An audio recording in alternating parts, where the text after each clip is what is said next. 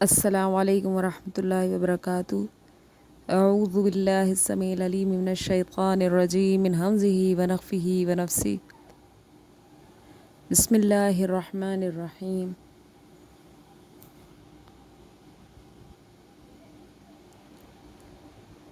جی آپ سب کیسے ہیں؟ مجھے امید ہے آپ سب خیر و عافیت سے ہوں گے۔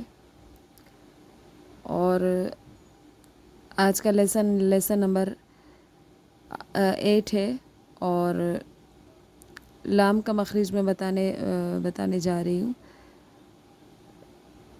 کل جو میں نے آپ کو ویڈیو میں بتایا تھا وہ پورا منہ کا نقشہ تھا، اس میں میں نے دانتوں اور داڑوں، زبان کے بارے میں سب سمجھا دیا تھا، حلق کے بارے میں، اور مجھے امید ہے آپ کو سمجھ آ ہی گیا ہوگا۔ اگر سمجھ آ جائے تو پلیز آپ مجھے کامنٹس میں بتا دیجیے گا، اور لائک اور سبسکرائب ضرور کر دیجیے گا۔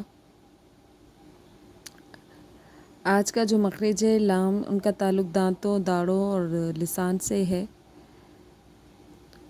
اور لام، نون، را ان کے بارے میں بتا رہی ہوں۔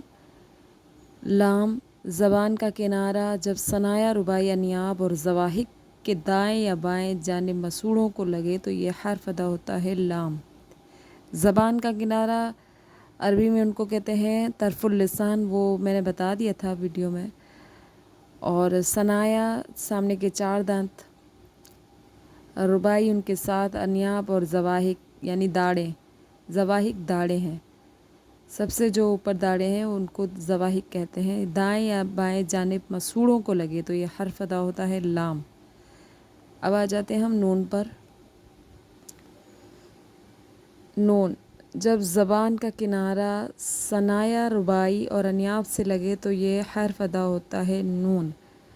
اب زبان کا کنارہ ثنایا، رباعی اور انیاب یعنی طرف اللسان، ثنایا، رباعی اور انیاب سے لگے یعنی دانتوں سے لگے تو یہ حرف ادا ہوتا ہے نون۔ اور یہاں پر یہ جو لام کے بارے میں ہے، ان زبان کا کنارہ ثنایا، رباعی، انیاب اور ضواحک کے دائیں یا بائیں جانب مسوڑوں کو لگے، اور یہ نون ہے، یہ دانتوں کو لگے۔ ان کا جو مخرج ہے یہ نون دانتوں سے لگے تب نون ادا ہوگا۔ جب زبان کی نوک یعنی طرف اللسان دانتوں سے لگے تو نون ادا ہوگا۔ اب آ جاتے ہیں ہم را پر۔ را زبان کی پشت اور اس کا کنارہ جب ثنایا اور رباعی کے مسوڑوں سے لگے تو یہ حرف ادا ہوتا ہے را۔ اب زبان کی پشت اور اس کا کنارہ یعنی دونوں طرف اللسان جب ثنایا اور رباعی کے مسوڑوں سے لگے یعنی ان کے مسوڑوں سے لگے دانتوں کے تو یہ حرف ادا ہوگا را۔ ٹھیک ہے، آج میں نے لام، نون اور را کا مخرج بتا دیا ہے، انشاءاللہ آپ کو سمجھ آ ہی گیا ہوگا۔ اور آج کے لیے بس اتنا ہی، کل انشاءاللہ میں اس سے آگے آپ کو مخارج کے بارے میں بتاؤں گی انشاءاللہ۔ جزاکم اللہ خیرہ۔ السلام علیکم ورحمۃ اللہ وبرکاتہ۔